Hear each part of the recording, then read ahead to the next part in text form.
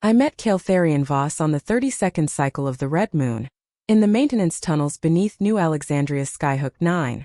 I was 24, a broke xenolinguist with student debt older than most colonies, and he was something else. 7 feet tall, skin like moonlit opal, forearms folded elegantly behind his back, eyes the color of nebulae before they collapse. A Thalkari diplomat, exiled for reasons the Concord kept classified. He had rented the lowest berth on a human orbital station because no one else would lease to his kind after the border incursion. I was there to steal copper cabling. He was there to hide. He caught me wrist-deep in a junction box. Instead of vaporizing me, which his species can do with a thought, he tilted his head and asked, in perfect Terran English laced with star static, "Do you always announce your theft with such colorful swearing, or is this a special performance for me?" I should have run. Instead I laughed because terror and humor share the same throat. He smiled. Thalkari smiles involve luminescent veins under the skin, and that was the beginning of the end of my ordinary life. We began meeting in that tunnel every week. I brought contraband coffee. He brought stories of worlds that orbited black holes like moths. He taught me the 37 moods of Thalkari bioluminescence. I taught him sarcasm. Months slipped by. The station's artificial seasons changed, and somewhere along the line the impossible happened. Kale fell in love with a human. With me. Thalkari do not fall in love the way we do. Their pairing is decided in childhood by synaptic harmony scans, cold, efficient, permanent. To love outside the algorithm is heresy. To love an alien is unthinkable. When his people discovered the messages we'd carved into each other's languages, the memories we traded like children swapping marbles, they recalled him immediately. He came to my quarters the night before extraction. His skin flickered storm gray with grief. "They will excise you from me," he said, voice trembling through the translator implant. "Every synapse that holds your name. Every echo of your laughter. It is painless, they promise. I will wake up on the homeworld believing I spent 3 years alone on this station, bored and untouched. I tried to be brave. Then don't go. I have no choice. Refuse and they burn this entire orbital to cauterize the scandal. 10,000 human lives for one disobedient heart." He cupped my face with all 4 hands, thumbs tracing the tears I hadn't given permission to fall. "I will forget you, Mara. But please remember me." They took him at dawn. For 9 months I lived half dead. I kept the coffee mug he'd stolen from the mess hall. I walked the tunnels listening for footsteps that never came. Then, on the anniversary of the day we met, the station's proximity alarm screamed. A Thalkari courier vessel had docked without clearance. One passenger requested asylum. It was Kale.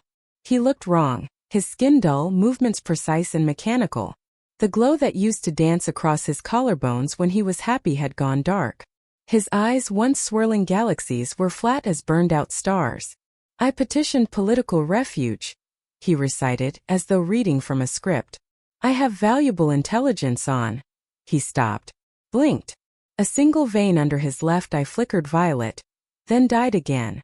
I was ordered to forget something. Someone. The excision was flawless. 99.98% successful.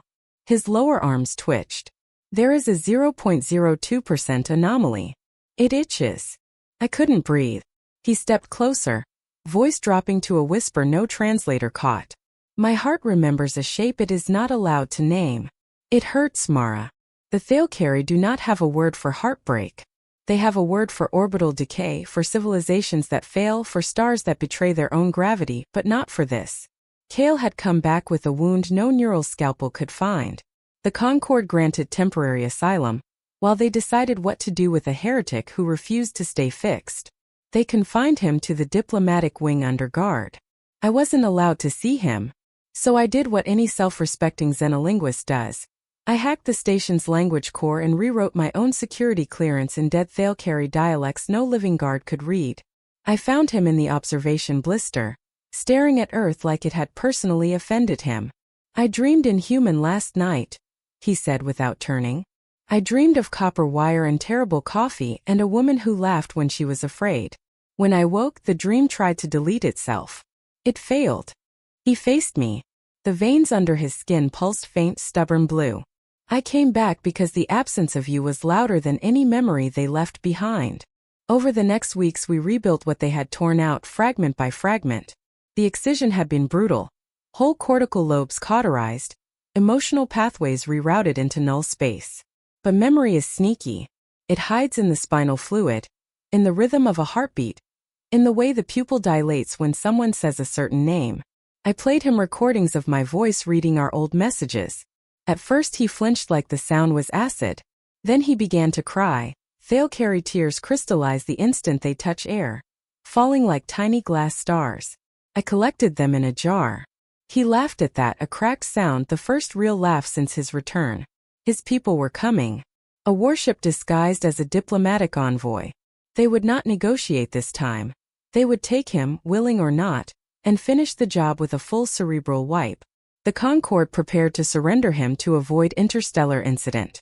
Humanity, it seemed, was still the younger sibling in the galactic family, powerful enough to be annoying, not powerful enough to win. We had 4 days. On the 3rd night he asked me to marry him.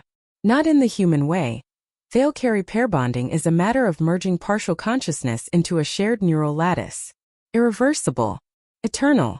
Forbidden to outcast members. Punishable by dissolution of both minds. I want the part they couldn't cut out to have a name, he said. I want it to be yours. We performed the rite in the maintenance tunnel where we'd met, using scavenged fiber optic cable as a makeshift lattice. I sliced my palm, he sliced one of his. Human blood and Thalcari ichor look almost the same under red emergency lighting. When the cable touched both wounds, the lattice lit up like a newborn star. Something vast opened between us. I saw his childhood on a planet with 7 suns. He saw mine in a 2-room flat that smelled of curry and old books. Memories avalanche, joy, terror, lust, grief. The 0.02% anomaly bloomed into a supernova. For 1 perfect minute we were not 2 species, not 2 histories. We were 1 mind with 2 heartbeats. Then the guards kicked in the door. They dragged us apart. The lattice snapped. Neural feedback hit like a railgun. I woke in the brig with a migraine that felt like God was tap dancing on my cortex. Kale was gone. The Thalcari warship docked 12 hours later. The handover was scheduled at 1800 station time. The Concorde admiral personally apologized. Realpolitik is a cold bastard. I had 1 card left. Thalcari neural lattices, once formed, cannot be fully undone without killing both participants. The warship's archivists would know that. They would scan Kale the moment he came aboard and discover the bond. Protocol demanded they either dissolve us both or leave him intact. An incomplete exile was scandal. A dead one paired to a human was genocide. I gambled they weren't ready for war. At 1755 I walked to docking Arm 7 in a stolen environmental suit, carrying the jar of crystallized tears. The handover party waited. For Thalcari in ceremonial armor that drank the light, Kale in restraints that glowed with suppression fields, and the Concorde admiral who couldn't meet my eyes. I held up the jar. Before you take him, scan the lattice. You'll find a human signature braided into his neural root. Kill him and you kill me. Declare war on humanity if you want, but do it honestly.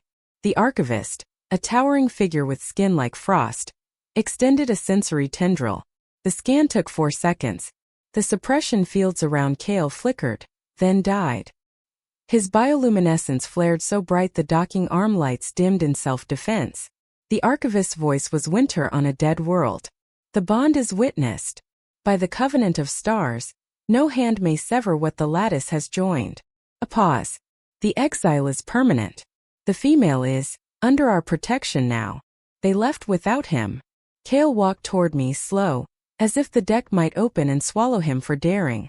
When he reached me he fell to his knees, forearms trembling, and pressed his forehead to mine. I remember everything, he whispered. They gave me back the 99.98% to keep the 0.02.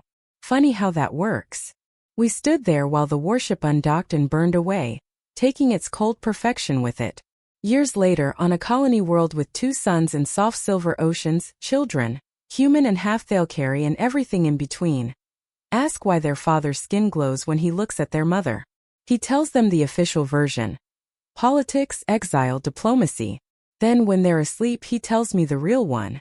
He tells me how a mind can be stripped to the studs and still rebuild itself around a single stubborn heartbeat. How memory is not just chemistry, it is rebellion.